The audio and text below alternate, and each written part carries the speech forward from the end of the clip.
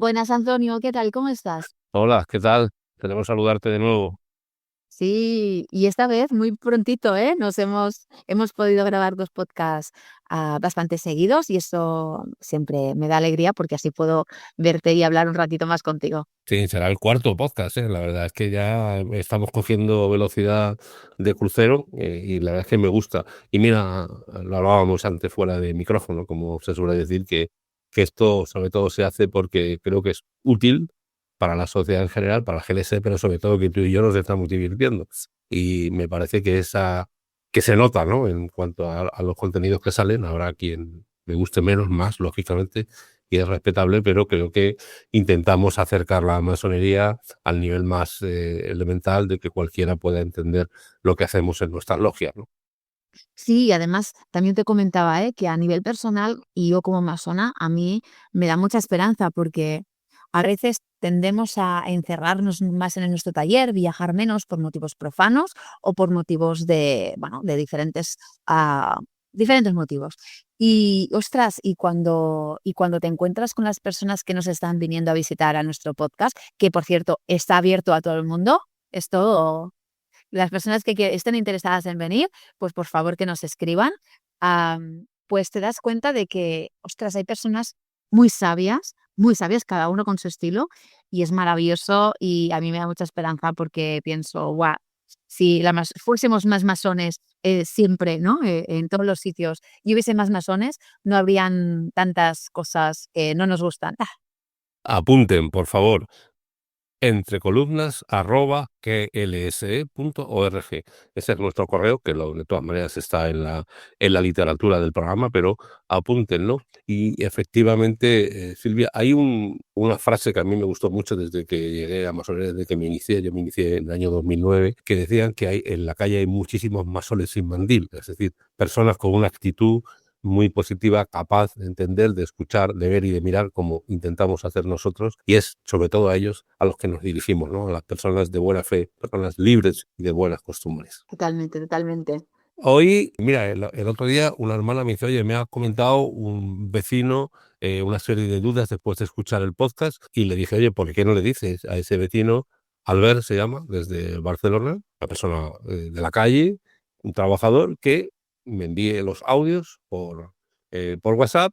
Nos envió los audios por WhatsApp, ahora los vamos a escuchar, y le hemos pedido a un hermano de la Gran Logia Simbólica Española, en este caso a el querido hermano Marcos, de la respetable logia Obreros de Irán, al oriente de Sevilla, una de las logias históricas de la GLSD, la más antigua de Andalucía, también la más grande, y su venerable maestro es ahora el querido hermano Marcos. Yo le aplomé y yo estuve en su iniciación, así que nos tenemos un mutuo afecto y le hemos pedido que conteste. Así que de eso va el podcast de hoy. Un profano nos pregunta y nosotros le pedimos a un hermano que responda, y creo que, como van a escuchar, respuestas muy interesantes. Si te parece, Silvia, empezamos.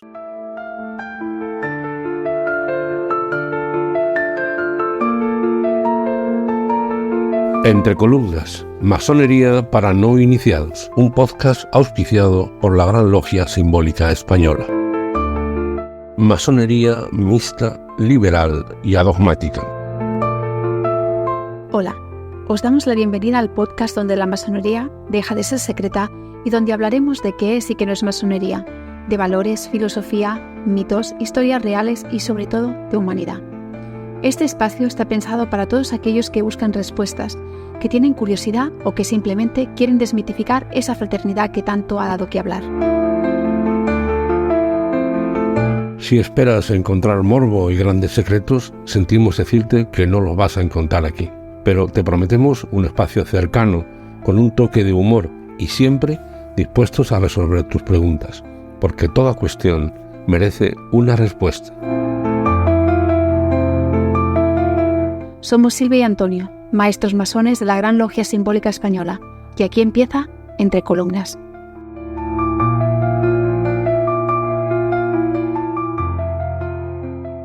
Bueno, Silvia, ¿qué te ha parecido primero las preguntas de Albert? Bueno, pues yo digo, son no de tercer grado, esto ya es de doctorado, son preguntas que, ostras, si las tengo que contestar yo, Me pone en un aprieto, ¿eh? La verdad es que son difíciles de contestar. No es que no sepas la respuesta, es que son difíciles de contestar.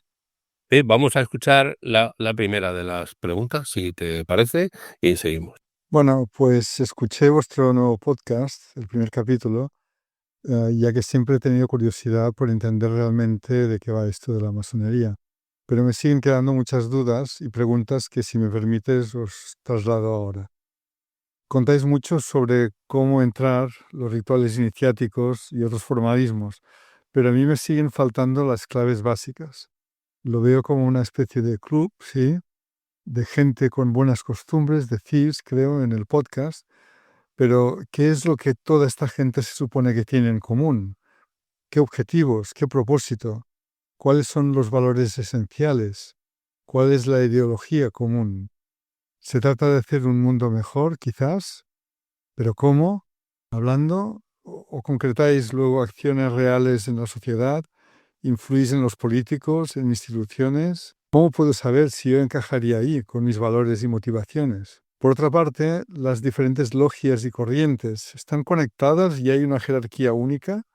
Hay un gobierno, una estructura común, un equipo directivo, una organización económica de todo ello, y en ese caso, de dónde salen los fondos y en qué se aplican. También me pareció ver diferencias esenciales entre distintas logias, pero entonces, si yo soy agnóstico y creo en la igualdad de género, por ejemplo, ¿cómo podría sentirme a gusto en una organización donde algunas ramas son creyentes y no aceptan mujeres? Aunque no vea esto en mi rama, pero ¿cómo pueden ser lo mismo? Masones, gente que piensa tan diferente en cosas tan cruciales. Y por terminar, me pareció ver alguna vez conexiones entre el Club Rotary Internacional y la masonería. ¿Están efectivamente conectados? ¿Son los Rotarys masones? Bueno, espero que me podáis responder y aclarar estas cuestiones, entender así la esencia del movimiento. Bueno, ahora escucharán ustedes al querido hermano Marcos la respuesta,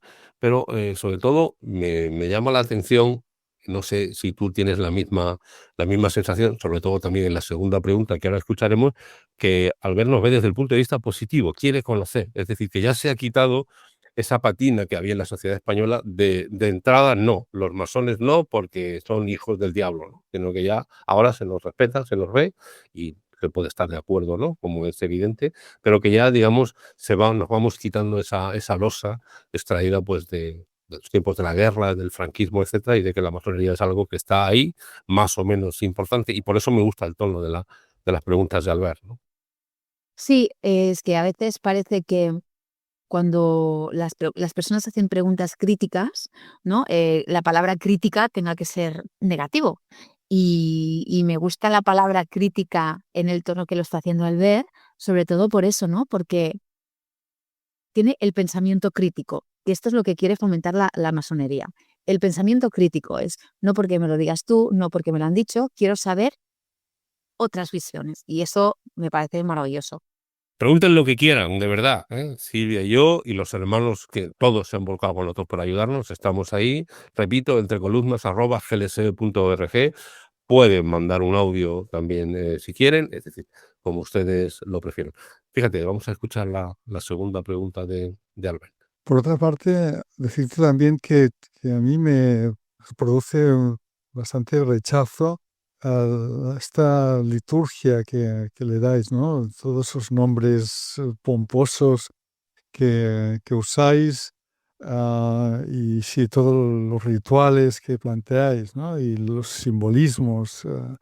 Bueno, tendrá su valor, supongo, pero a mí me suena un poco anacrónico y para mí resta más que suma, ¿no? Porque me, sí, me genera rechazo.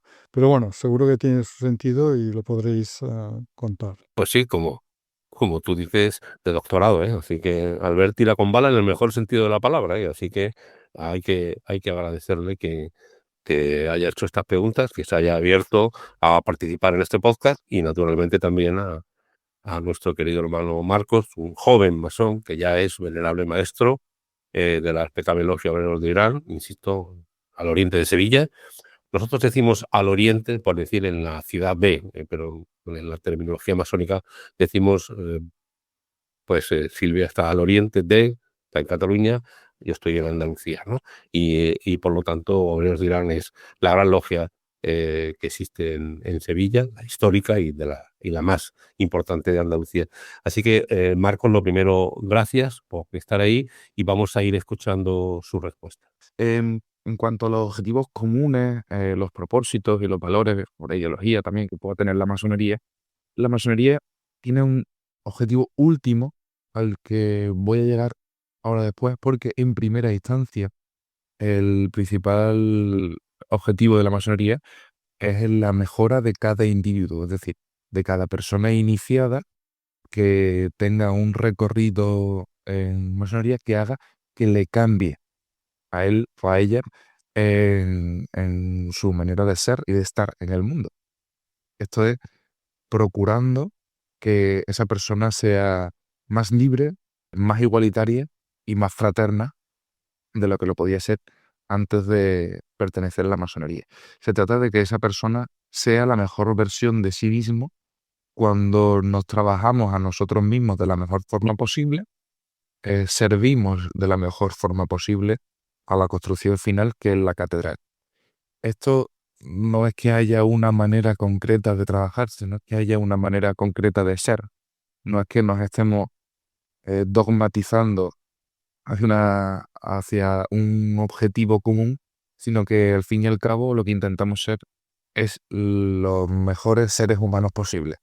Todo esto se sustenta, por supuesto, en estos principios y valores elementales de la masonería: libertad, igualdad, fraternidad y todas las cuestiones que siempre la gente nombra cuando se refiere a masonería, conociéndola un poco desde dentro. La ideología común no existe. Nosotros somos una asociación adogmática, entonces no tenemos una manera concisa, no tenemos una manera precisa de pensar. Una de las cosas más interesantes en la masonería precisamente es que cada persona piensa de un modo diferente. Yo siempre muestro mi orgullo de no saber cuál es la ideología política de la mayoría de mis hermanos y hermanas. Evidentemente, cuando uno tiene una relación cercana con esas personas, ya no solo dentro de la logia, ya no solo en masonería, sino también, bueno, acabas desarrollando un vínculo y evidentemente pues quedas con otros hermanos y hermanas para tomar café, para tomar una cerveza, y puede surgir algún tema donde pues una persona se muestre de una ideología política concreta. Pero por lo general, como nosotros no hablamos de estos temas en logia, yo no sé la mayoría de los pensamientos políticos o de las ideologías que tienen mis hermanos y hermanas, porque hay otra serie de cuestiones mucho más radicales, que van mucho más a la raíz y que nos muestran el fondo real de la persona. Todas las demás cosas las podemos debatir, todas las demás cosas las podemos construir en común, que es la manera en la que deberíamos realmente de hacer política y de construir un mundo igualitario y un mundo, bueno, democrático, ¿no? Que también es uno que podría decirse que es uno de los valores también esenciales de la masonería. No tenemos influencia en la vida política de ningún sitio y no tenemos tampoco intención de tener una influencia en la vida política de ningún país o de ninguna ciudad o comunidad autónoma. Como decía, nuestra influencia es principalmente en cada individuo personal.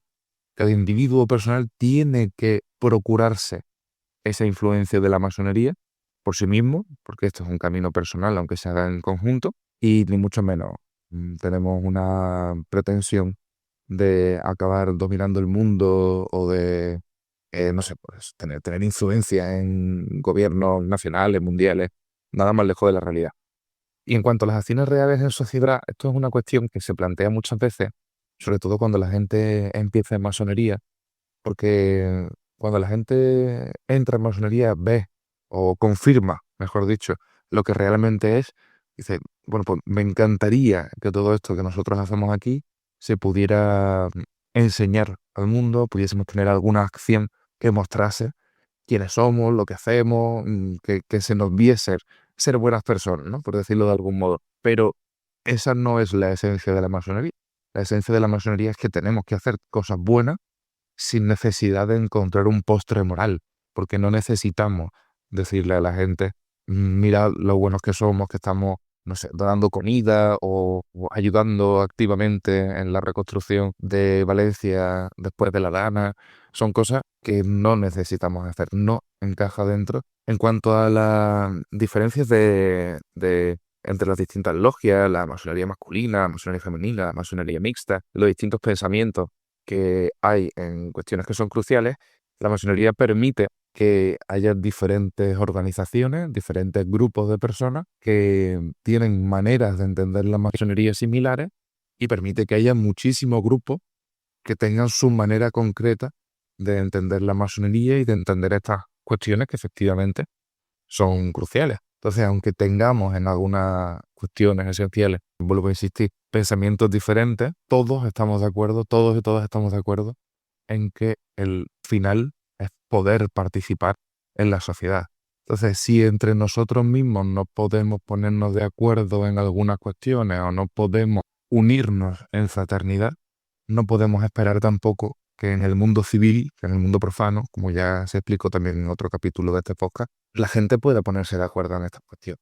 Sin duda, esto todavía es un trabajo que la masonería tiene que seguir desarrollando y nosotros nos tenemos que mirar también en el espejo para poder comprender que en muchas cuestiones el mayor enemigo que puede tener la masonería está dentro de sí mismo y de la manera en la que nosotros trabajamos entre nosotros o en la manera en la que nos organizamos socialmente.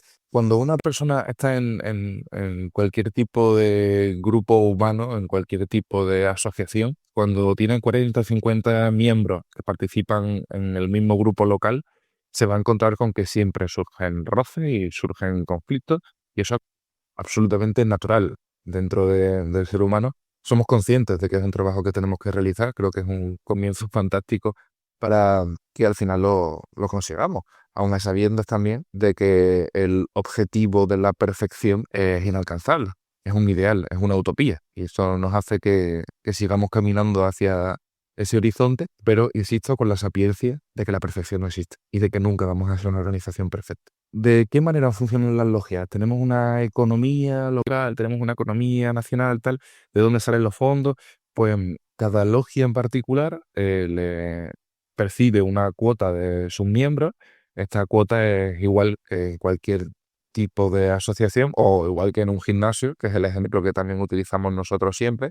En nuestro caso, en Obreros de Irán, la cuota son 37 euros y esa cuota es para pagar el alquiler del local, para pagar la luz, para pagar todos los arreos masónicos, todas las cosas que nosotros, todas las herramientas y todas las cosas que nosotros utilizamos para poder hacer nuestros rituales. Luego también tenemos una pequeña sala para comer, para los ágapes y todo esto pues tiene una serie de gastos que evidentemente tienen que correr a cuenta de las personas que participan en la asociación. Pero aquí lo esencial también es que nadie cobra dinero de la masonería por ser masón. O sea, nadie que ostente el cargo de Serenísimo Gran Maestre, que sería el presidente de esta federación de logias, de esta obediencia, ni un venerable maestro de una logia, ni un grado 33, cobra por serlo. Las logias están conectadas a través de estas federaciones de logias y luego de las obediencias, y luego todas estas obediencias a nivel mundial pues tienen tratados de amistad a través de los cuales intentamos seguir trabajando en conjunto. En cuanto a los Rotary, a los Rotarios, al Club de los Rotarios, puede haber alguna semejanza quizás en los objetivos que se puedan tener, pero sin duda los procedimientos son muy diferentes. En la masonería es crucial el pensamiento filosófico o la estructura filosófica de sus rituales, y en los Rotarios la manera en la que se busca el ámbito filantrópico es completamente distinta, sin querer entrar en detalle. Hay muchos Rotarios que son masones, pasa con relativa frecuencia, y eso hace que haya gente que lo confunda, o que tengan algún símbolo también, alguna simbología, pero ni muchísimo menos somos lo mismo. En último lugar, entiendo perfectamente el rechazo que produce la liturgia, tal y como la llama la persona que nos ha mandado esta pregunta, y los nombres pomposos. Cualquier persona que se inicie en masonería sabe o percibe también esos nombres, esa nomenclatura que utilizamos para muchas cosas dentro de nuestros rituales, como algo pomposo, como algo arcaico, como algo anacrónico. Y bueno, vuelvo a decir, insisto, en que es perfectamente comprensible. Nosotros interiorizamos todo este lenguaje siempre que hablamos de masonería. Mencionamos todo el lenguaje que nosotros utilizamos y nos acostumbramos a ese lenguaje. Todo este lenguaje tiene que ver también con esas liturgias que hacemos, porque como tenemos un lenguaje particular en un modo de reunirnos particular, lo que nos provoca es un modo de estar particular, un modo de pensar en particular, y es parte de lo que la masonería intenta provocar. No tenemos ventanas en nuestros templos, no nos encerramos, nos ponemos una uniformidad que no deja de ser, pues eso, un uniforme, igual que lo lleva un coro, y el sentido de este uniforme, por cierto, es el mismo que cuando lleva una orquesta un uniforme. Lo importante no es de la forma en la que vayan vestidos, sino la pieza que van a interpretar. En nuestro caso, lo importante no es cómo vayamos vestidos, sino de lo que vamos a hablar. Todas estas cuestiones nos hacen crear un clima que bien eleva, bien ancla a la tierra, nos recuerda quiénes somos y nos permite tener una perspectiva distinta de las cosas. Si nos reuniésemos en una cafetería, estaríamos también dentro de todo el ruido de la vida común. Siempre habría alguien a quien llamarían por teléfono, a quien le mandaría un WhatsApp o le entraría una notificación de Instagram, TikTok o de la red social que fuese, que los sacaría de ese estado de concentración y que podría provocar también una emoción en la persona que viese pues una noticia que le salta del periódico que sea o un mail que le ha entrado, que le cambia el modo de estar y por tanto le saca de ese estado de concentración en el que nos encontramos. Esas 3, 4 horas que le dedicamos mensualmente o quincenalmente a pensar en la mejor manera de mejorarnos a nosotros mismos y a la sociedad es la forma más limpia en la que podemos estar. Y busco también intentar encontrar las palabras precisas para explicarlo. Cuando estamos dentro de ese estado de quietud, cuando estamos dentro de toda esta liturgia, dentro de todo este ritual, no estamos en el mundo donde comúnmente nos encontramos. Estamos en otro sitio.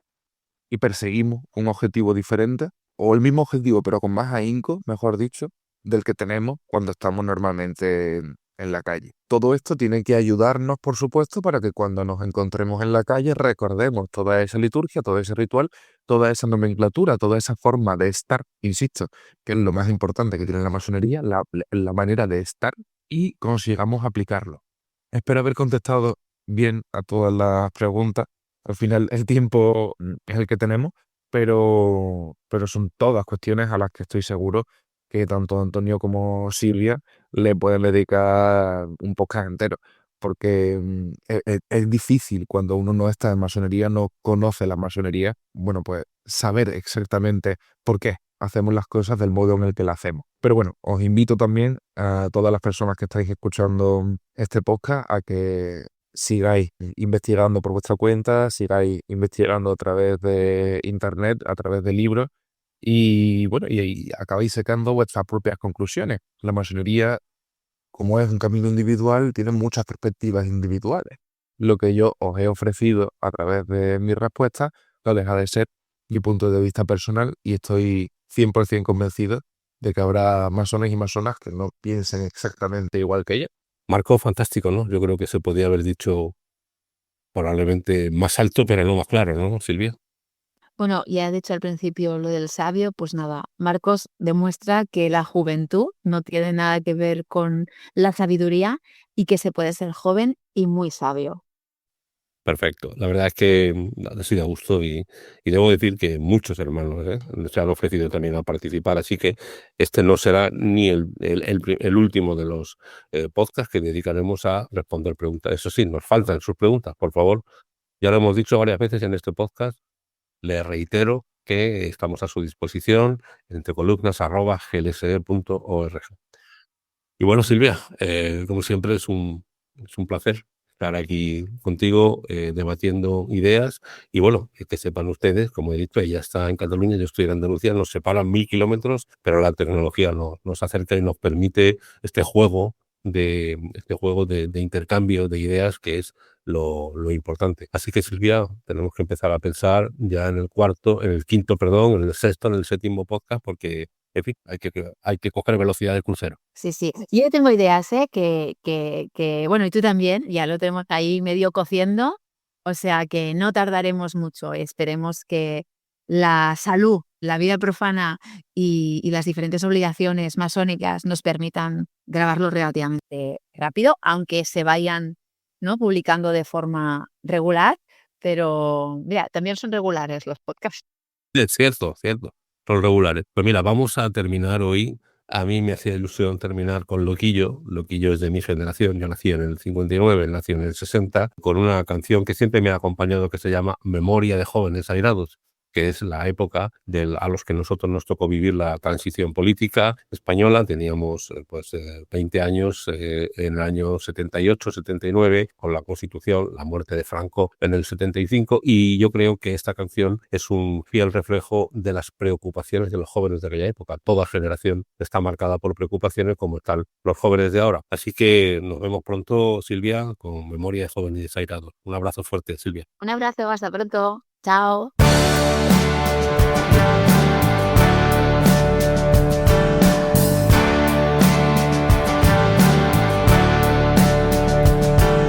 Nosotros que somos los de entonces, los que no tenemos dónde, los que siempre hablamos solos. Nosotros que no formamos parte, decidimos seguir al margen, viviendo en el alambre. Memoria de jóvenes airados, vive al norte del futuro y al sur de la esperanza. Cautivos en reinos conquistados, donde habitan los silencios, donde ya no queda nada.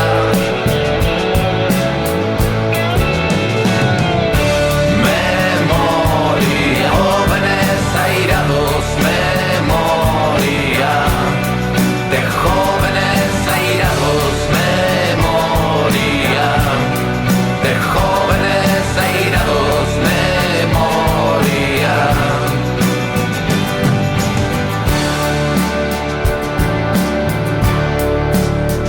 Que estamos siempre alerta, marcamos la diferencia sin haceros reverencias.